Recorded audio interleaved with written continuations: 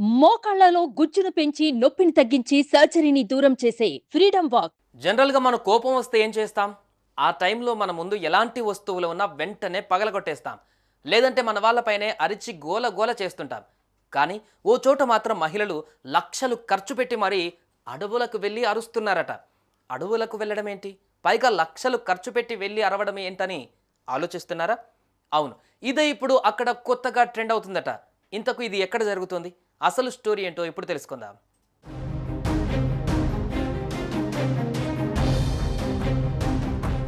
కావాల్సింది దక్కకపోయినా ఇష్టం లేనిది జరిగినా ఆ టైంలో పెద్దగా అరవడం చేస్తుంటారు. ఇక ఆ కోపం తగ్గే వరకు ఎవరితో మాట్లాడడం కానీ తినడం కానీ చేయరు. ఒంటరిగా కూర్చొని కొద్ది నిమిషాలు సైలెంట్గా ఉండిపోతారు. అయినా తగ్గకపోతే తమ దగ్గరి వాళ్ళపై అరిచి గోలగోల చేసేస్తూ దారుణంగా ప్రవర్తిస్తుంటారు. కానీ ఈ మహిళలు అలా కాదు. లక్షలు వెచ్చించడం, అడవులకు వెళ్ళి అరవడం ఇదే వీరి పని. వీరు చేస్తున్న పని తెలుసుకున్న నెటిజన్స్ షాక్ అవుతున్నారు.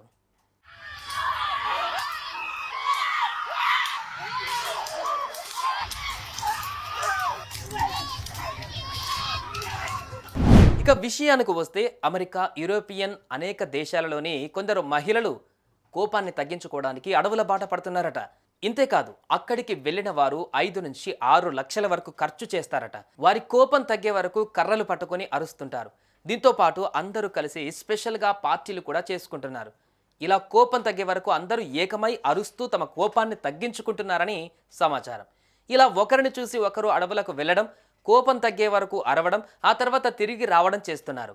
ఇదే రేజ్ రిచువల్స్ అనే పేరుతో అక్కడ కొత్తగా ట్రెండ్ అవుతుంది.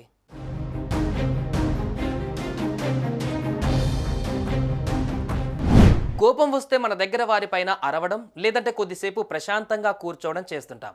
కానీ వీళ్ళు అడవులకు వెళ్ళడం, పైగా లక్షలకు లక్షలు ఖర్చు చేసి అరవడం అనేది వినడానికి కాస్త కొత్తగానే ఉంది. చూసారుగా, కోపాన్ని తగ్గించుకోవడానికి వీళ్ళు చేస్తుంది కరెక్టేనా? మీ అభిప్రాయాన్ని కామెంట్ రూపంలో తెలియజేయండి. సుమన్ టీవీలో మీ పర్సనల్ అండ్ బిజినెస్ ప్రమోషన్స్ కోసం కింది నెంబర్కి కాంటాక్ట్ చేయండి.